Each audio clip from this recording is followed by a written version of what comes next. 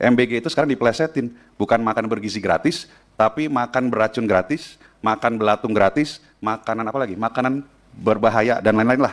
Pak Dadan ini lumayan populer loh Pak sekarang di media sosial. Fotonya banyak beredar gitu kan, ada teksnya kepala BGN, ahli serangga, makanya bisa ada belatung gitu kan di nasi MBG. Lucu-lucu. Baik, terima kasih Ibu Ketua. Pak Menteri Kesehatan, Pak Menteri Kemenduk Bangga, Pak Kepala BPOM, Bapak Kepala BGN beserta jajaran, Bapak Ibu pimpinan dan anggota Komisi 9 DPR RI yang saya hormati. Assalamualaikum warahmatullahi wabarakatuh. Salam sejahtera untuk kita semua, Om Swastiastu, Namo Buddhaya, salam kebajikan. Bapak Ibu, saya rasa di sini tidak ada yang meragukan tujuan dan niat baik dari program ini, ya. Dan saya rasa semua, ya kita semua setuju tujuan dari program ini, bagaimana ke depan kita harus bisa mengentaskan gizi buruk di Indonesia. Namun tentunya niat baik dan tujuan baik harus diikuti juga dengan pelaksanaan yang baik, ya. Koordinasi yang baik. Kami di Komisi 9, saya rasa Bapak Ibu semua kita ingat ya, dari awal sudah mengingatkan kepada BGN untuk bisa berkoordinasi dengan baik dengan lembaga-lembaga lainnya. Bahkan dengan Badan POM itu kita masukkan dalam kesimpulan rapat Pak. Kesimpulan kita masukkan bahwa harus ada kerjasama, tetapi kesimpulan dimasukkan beberapa minggu berjalan juga kerjasamanya hanya sebatas mengizinkan Badan POM untuk memberikan pelatihan. Ya, sampai kejadian kasus keracunan, kasus keracunan, kasus keracunan. Nah sekarang ini kan kalau saya lihat dari press conference yang terjadi kemarin, ya dipimpin oleh Pak Menko, sepertinya sudah ada kesepakatan, ada kesepahaman bahwa lembaga-lembaga ini harus bisa bekerja sama dengan baik untuk memastikan program ini bisa sukses. Ya. Saya berharap hal ini bisa terjadi. Walaupun kalau kita lihat hari ini saja angka keracunan pangan, angkanya aja nggak bisa sepakat Pak. Angkanya Kemenkes 9.492, angkanya Badan POM 9.089, angkanya BGN 6.457.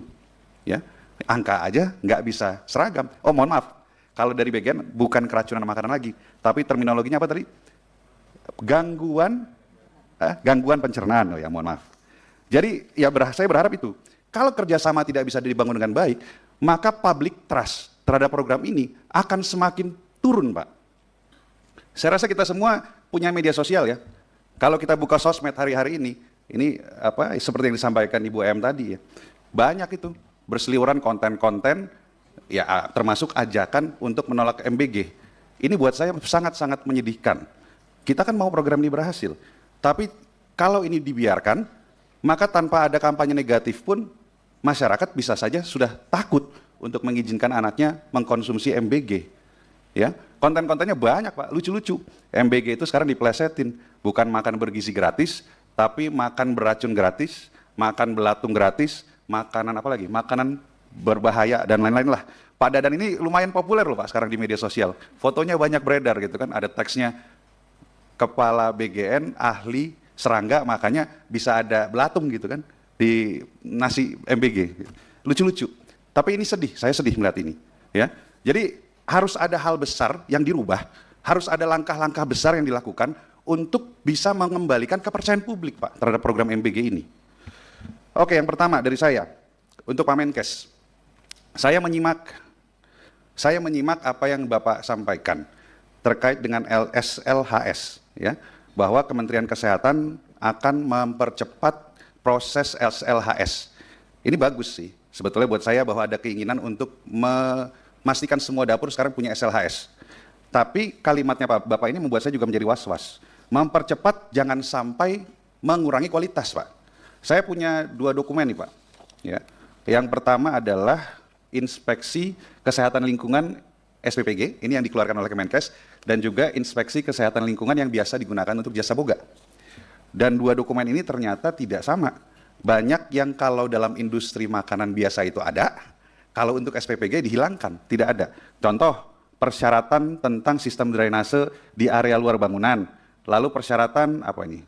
Teknis lah, banyak sekali teknis. Penggunaan APD, pencahayaan ruangan terdapat tempat sampah di penyimpanan umum, lalu pencucian peralatan terpisah dengan area dan lain-lain dan lain-lain. Jadi banyak yang ada di industri makanan atau di dapur pada umumnya, tetapi kenapa SPPG tidak ada hal-hal yang seperti ini? Gitu. Jangan sampai kualitas dari SLHS yang dikeluarkan diburu-buru dan juga akhirnya dibuat lebih apa ya? Lebih tidak ketat ya, sehingga ke depan bisa saja keracunan terjadi kembali. Karena apa Pak? saya hari-hari ini kok merasa seperti kembali ke zaman pandemi COVID, Pak. Kalau dulu itu kita melihat setiap hari nungguin angka yang bertambah setiap harinya terkena infeksi COVID berapa banyak. Hari-hari ini, setiap hari kita nungguin, hari ini kejadian keracunan di mana lagi?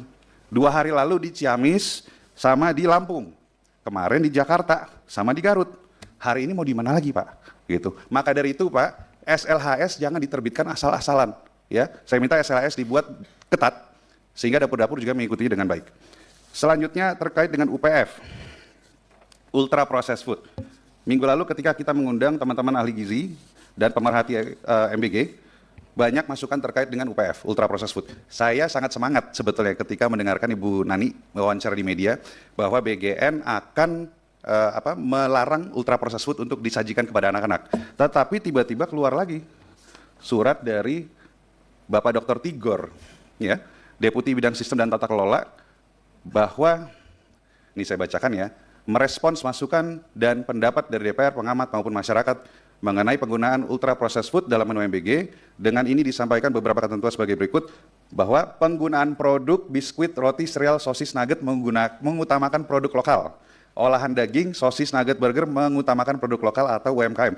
Maksud saya gini, Pak, Bapak Ibu di BGN ngerti nggak sih ultra processed food itu apa? Berarti kan ini kan bukan melarang penggunaan ultra processed food, tetapi ultra processed foodnya harus dibeli lewat UMKM gitu kan. Yang kita inginkan adalah tidak lagi menggunakan ultra processed food, Pak. Saya minta Bapak menanggapi ini nih. Ada komitmen nggak dari BGN ke depan bahwa ultra processed food harus hilang dari menu yang kita sajikan buat anak-anak kita? Karena ultra processed food mengandung gula, garam, dan lemak yang tinggi. Bapak mungkin konsultasi nih sama sebelahnya nih, sama Kepala Badan POM dan dari Kementerian Kesehatan ya. Yang saya tahu memang kan tadi Pak Menkes juga sudah presentasikan. Ada standarisasi gizi dan apa tuh namanya tuh? Standarisasi gizi dan apa? Makanan ya yang dibuat oleh Dirjen Kesmas. Oke, berikutnya terkait dengan tadi sudah disampaikan beberapa anggota. Kita berharap bahwa masyarakat bisa menyampaikan laporan dengan mudah. Saya mengikuti bahwa Bu Nani juga menyampaikan ke publik bahwa BGN sekarang sudah punya hotline. Yes, ini langkah awal yang baik. Tapi saya berharap bahwa BGN mungkin bersama-sama dengan Badan POM dan Kementerian Kesehatan bisa membuat tempat pengaduan bisa web-based, bisa juga menggunakan aplikasi yang bisa diakses secara real time oleh publik. Contoh, saya adalah guru atau orang tua murid, saya menemukan makanan yang menurut saya tidak layak, saya foto, segera langsung saya upload, dan bisa dilihat di web atau di aplikasi. Ya. Sehingga kita, teman-teman di DPR, masyarakat umum, bisa ikut melakukan pengawasan. Dan Bapak Ibu, saya berharap BGN juga punya SOP. Begitu laporan masuk, 1 kali sekian jam sudah harus diselesaikan. Termasuk diverifikasi apakah laporan ini verified, betul-betul memang ada kejadian seperti ini, atau ini ada hoax nih, masyarakat mungkin mencoba menciptakan hoax. Dalam hitungan jam, BGN sudah harus memverifikasi. Artinya apa? Saya berharap kita bisa semua lebih terbuka dan transparan. Karena keterlibatan semua pihak termasuk masyarakat akan membantu BGN untuk mensukseskan program MBG ini. Gitu, ya. Selanjutnya, terkait dengan ini. Saya melihat alur, tadi presentasinya bagus-bagus ya. Tapi alur penyediaan makanannya saya masih merasa ini masih panjang. Masih panjang. Jadi kalau tadi Bu EM bilang, bisa nggak kita punya alat tes yang kita taruh di dapur untuk mengecek apakah makanan tersebut mengandung bakteri atau tidak. Masalahnya titik potensi kontaminasinya banyak, Pak. Lebih dari 1. Bisa di dapur, bisa di kendaraan, bisa ketika makanan menunggu di sekolah, bisa juga ketika di meja anak, gitu kan. Titik potensi kontaminasinya banyak, ya. Sehingga saya tetap masih merasa pola yang tadi disampaikan Dr. Gamal itu mungkin terbaik ya. School kitchen, jurnalnya juga sudah ada. Saya ingin spesifik menanyakan ini kepada Pak Menkes dan Pak Kepala Badan POM. Ya. Kalau kita menerapkan school-based kitchen, keuntungan dan kelemahannya apa, Pak? Khusus Pak Menkes kan punya teman-teman nih, punya pembantu-pembantu yang memang ahli-ahli kesehatan dan ahli gizi. Bapak bisa menjawab kepada kita. Sehingga ini bisa menjadi sesuatu yang kita pertimbangkan. Saya nggak akan berceramah soal ini, karena ini sudah saya sampaikan berulang kali di forum ini dan berbagai forum di luar sana. Tetapi saya ingin pendapat yang jujur dari seorang Menteri Kesehatan dan Kepala Badan POM terkait penerapan pola ini. Karena kalau menurut saya, kita tinggal tiru saja kok. negara-negara yang sudah berhasil menjalankan program seperti ini selama puluhan tahun. Jepang itu dimasak dan disajikan di sekolah, di China juga sama, ya, dan di beberapa negara lain juga sama, gitu. Ya. Terakhir, saya ingin mengutip Bapak Presiden yang disampaikan beberapa hari lalu, bahwa tidak sedikit, ya, ada banyak anak-anak kita yang masih makan nasi dengan garam. Jadi dari kalimat ini saya paham betul bahwa niat mulia Bapak Presiden adalah bagaimana kita mengentaskan gizi buruk. Namun dari sebaran dapur yang ada, saya belum melihat bahwa ini adalah prioritas dari program MBG saat ini. Ya. Saya berharap ke depan, atau mungkin segini, Bapak bisa nggak sampaikan ke kita, sebaran dapur-dapur yang sudah ada, apakah sudah merefleksikan yang disampaikan Bapak Presiden? Dalam arti begini, apakah sebaran dapur sudah banyak di wilayah 3T dan di daerah-daerah yang memiliki kerentanan terhadap gizi buruk?